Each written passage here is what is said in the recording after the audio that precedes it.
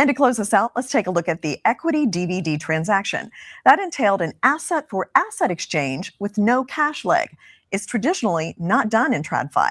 Everything is usually delivery versus payment. Delivery versus delivery highlights the power of tokenized assets on the blockchain. Let's hear from Aaron Sakazian at Drive Wealth, one of the firms who participated in this use case. These were bilateral trades with peers in the industry and involved real assets on a production environment. So very much a real transaction and not a simulation. Part of what we did was basically involve in the core functions of tokenized trading that involved minting, the transfer, and the burning. And we did so across both equities and treasuries on the two approved DTCC blockchain rails, namely Canton and Bezos. And we did so on venues such as NASDAQ, Talos. We even folded in custodial partners such as BitGo, as well as a stable coin issuer like Ripple. Alrighty, everybody, what is going on? Welcome back to another CYPRX video breakdown. Huge congratulations to Canton Network for successfully working with the DTCC and other major conglomerates in the industry, where they just recently announced the DTCC has processed real production trades using DTC-tokenized U.S. Treasury and equity securities on Canton Network, advancing the partnership announced in December 2025. These were real assets processed through live institutional production workflows today. Every completed use case ran on Canton, with assets on the network represented directly on chain. This milestone shows what becomes possible when established market infrastructure and blockchain tech operate together in production, and it creates the foundation for more participants, more use cases, and sustained transaction activity to follow. So this is so phenomenal to live through today. In this video breakdown, we're going to go over some recent announcements from UK Treasury that both involve Canton and Ripple, as you heard that gentleman just recently mention. Canton, obviously, of course, with the successful DTC tokenized U.S. Treasury and equity securities being processed on Canton. And then, of course, he mentioned Ripple there at the end. I'm going to show you guys again how in this environment we are operating in, or going to operate in, a multi-chain ecosystem. We're going to listen to DTCC representatives themselves confirm that to be the case. Strap in for today's video breakdown. We're going to be playing a couple of different panel discussions given this recent announcement and launch that took place today. So just take a second and let's listen to some of the panel discussions that were launched from the DTCC in regards to this real live production environment that took place July 15th, 2026. 10 transactions today, including some of these final use cases. Let's hear from Stephen Hood, head of clearing Americas at MareX, about how tokenization can help extend market activity beyond traditional trading windows and create new opportunities for capital efficiency. I think people will see the benefits of moving something from TradFi to DeFi. A great example is repo. Right now, repo starts at 8:30 in the morning, and then the repo traders are basically done for the day. No offense, repo traders. Now, with tokenization and repo done on the Canton network, you can do a repo for 4 hours. You can do a repo over the weekend. A lot of times, treasurers have money come in late in the day. So the ability just to manage money around the clock as opposed to doing it once a day is a benefit for a full ecosystem. And to close this out, Drive Wealth Chief Technology Officer Aaron Sakazian will talk about the impact of today. Again, this was a production trade, and people have been waiting for this for a very long time. And I think now that we have it locked in, it just basically shows that this technology is just going to continue to be adopted. And, you know, we all know that digital assets are rapidly becoming a foundational rail of the financial markets. And now we know that there's a path that is like within existing market rules for tokenized securities. Thanks, Aaron. Now, I would agree with him and disagree with him, because he said, we all know that digital assets are increasingly becoming a part of these new financial rails, but that's not to be the case.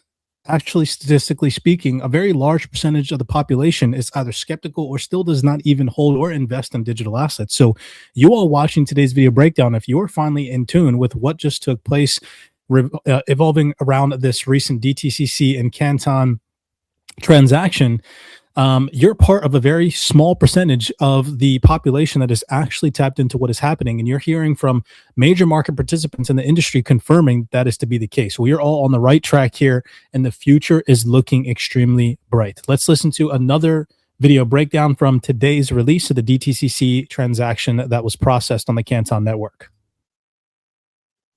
Thoughts about today from Brian Steele, President of Clearing and Securities Services at DTCC. What we demonstrated today is that tokenization is no longer a concept. We're accelerating the adoption of digital assets with the full weight of the market behind us. In partnership with nearly 40 institutions from across TradFi and DeFi ecosystems, we have successfully processed a range of transactions using DTC tokenized assets across collateral, treasury, and equity workflows. This is a significant moment. Together, we proved that tokenized assets can be integrated with traditional markets to support investors with diverse needs like improving collateral mobility, enhancing liquidity and capital efficiency, and creating greater interoperability between traditional and digital markets. Today's milestone reinforces our belief that embedding trust in scale will make for a more efficient, connected, and resilient financial system. We look forward to continuing to partner across the industry as we get closer to the launch of the DTCC tokenization service in October. So pausing right there real fast, because the very first video breakdown mentioned BitGo as one of those partners. All right. I want to take you over here to a recent panel discussion. And here on stage, we have an individual representative from Nakamoto Incorporation, Barclays, BlackRock, and BitGo. Chen Fang from BitGo. Listen to what he says about how there are a bunch of financial institutions queued up and ready to go as soon as the Clarity Act passes. Take a second here and listen to how bullish this sounds. So I'm Chen. I'm the Chief Revenue Officer at BitGo. We are one of the world's largest infra companies for everything digital assets related. Been with the company for about 6.5 years, so seeing a lot. In terms of answering your question, I think it hinges a lot on the passing of Clarity. Clarity Act needs to go through. We have midterms coming up in November. Who knows what's going to happen after November? So we have only a few months between now and then before Congress goes into recess, and that thing needs to be passed. We are obviously in conversations with many, many banks all around the world here in the US and most areas around the world. And here in the US specifically, there's a number of banks that has a bunch of folks queued up. They have a plan ready to go, do a lot of tokenization work on chain. It hinges on Clarity. Okay, so I just wanted you all to hear that confirmation. He said, we are in conversation with a lot of banks who have people in position and are queued up and ready to go soon as that Clarity Act passes. So take that into consideration where we're currently at now, the discounts that have recently been available in the markets, not financial advice. And now we're going to take a second and we're going to listen to this gentleman here. And all these panel discussions, mind you, that I'm sharing with you all are all within the last 3 or 4 days. They've all been shared as of recent. This is the Director of Digital Asset Solutions at the DTCC. Listen to him confirm that it's not just going to be Canton, Stellar, and Besu. It's going to be a multi-chain ecosystem, right? Yeah, so as you kind of alluded to, DTCC is not, selecting, one blockchain to rule them all. We're meant to be a multi-chain strategy where, as a market-neutral infrastructure provider, we can tokenize onto the blockchain of our clients' choosing. We've announced collaborations with Canton, with Stellar. We also have a private permissioned instance of Hyperledger Besu where we're hosting our collateral app chain. All 3 of those chains are going to be part of the tokenization service to start, but it certainly won't end there. We fully expect, any public or private chain that our clients direct us to be able to tokenize on that chain. One of the ideas here is to facilitate interoperability. So I just wanted you all to hear that from a DTCC representative himself say that it's not just going to be Canton and Stellar, which takes me back over here to a recent announcement from the UK. Actually, as a matter of fact, we'll go back to this gentleman here, Aaron Sakosian, Chief Technology Officer at DriveWealth. I'm probably butchering his last name, but listen to how he mentions both Canton and Ripple in this same sentence. Industry and involved real assets on a production environment. So very much a real transaction and not a simulation. Part of what we did was basically involve in the core functions of tokenized trading that involved minting, the transfer, and the burning. And we did so across both equities and treasuries on the 2 approved DTCC blockchain rails, namely Canton and Bezos.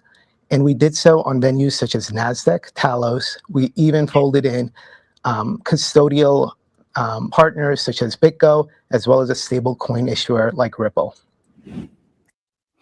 Right. So he mentioned that Ripple was involved in this. And so that leads me over here to a post that I made for you all the other day, where I said, everyone is constantly arguing over Canton versus Ripple. Meanwhile, governments, banks, exchanges, asset managers, and infrastructure providers are putting them on the same task force.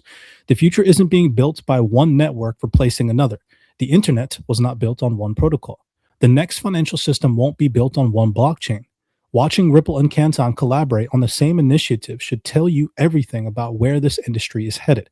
Because I see a lot of divide between Ripple, XRP maxis, and Canton maxis saying that they're competing with each other. But in reality, you've never actually seen Canton or anybody from digital asset compete with anybody from Ripple, or anybody from Ripple like Brad Garlinghouse or, I don't know, Jazzy Cooper or Marcus Imfinger say, oh, Canton Network's crap and they're not going to be the chosen one. You have never seen that type of tribalism from the people that actually work at these organizations, when in fact, they're actually sitting on advisory boards. They're actually sitting on these, working groups together, and they're helping build out an interoperable system for blockchains to commingle and coexist with traditional finance in this new era of digital transformation together, right?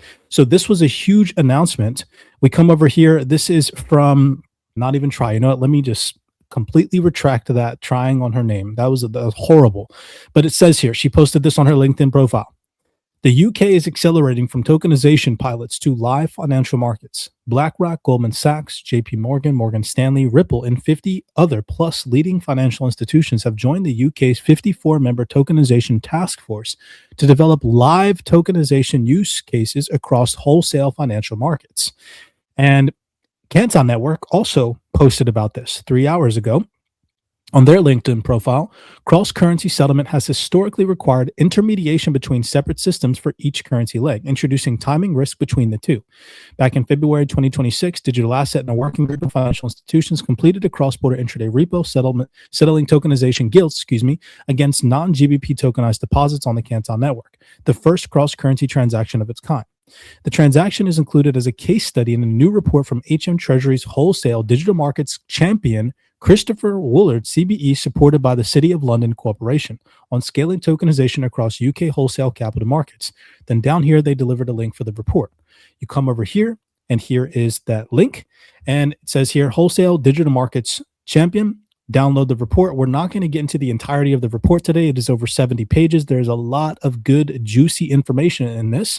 If anybody wants to read it, of course, it is available inside our private CYPRX Discord within the crypto-related research section, where all of this crypto-related research, panel discussions that go hardly unnoticed, and nobody's really watching them, the ones that you should be paying attention to, the documents you should be reading, are all inside this Discord. So maybe we'll jump into that in another video breakdown. But what I want you all to pay attention to is the announcement. So July 13th, 2026, UK announces a plan to scale tokenization of wholesale financial markets. It says here, the UK's wholesale digital markets champion has today published an inaugural report to the Chancellor setting out how the UK could accelerate the adoption of tokenization and related technologies across wholesale financial markets and generate significant economic growth for the UK. Wholesale financial markets are a fundamental driver of economic growth, directly supporting jobs and financial activity in the wider economy. Tokenizing wholesale markets will boost the UK's competitiveness, generating additional liquidity and revenues, securing cost and capital efficiencies, and enabling innovation and strengthening the resilience of the financial system. The UK has already made strong progress through a series of pilots and small-scale commercial trials, but given international competition, accelerated pace is needed to secure its leading role in shaping the next generation of global market infrastructure. And an estimation puts the tokenized real-world asset market at $88 trillion by 2035. The scale of the market, combined with other benefits of tokenization, could result in a sizable economic benefit for the UK. And if we come down here, it says over the next 12 months, these members of the cross-industry task force, currently consisting of 54 firms, will be working with the wholesale digital markets champion and will be supported by the City of London Corporation.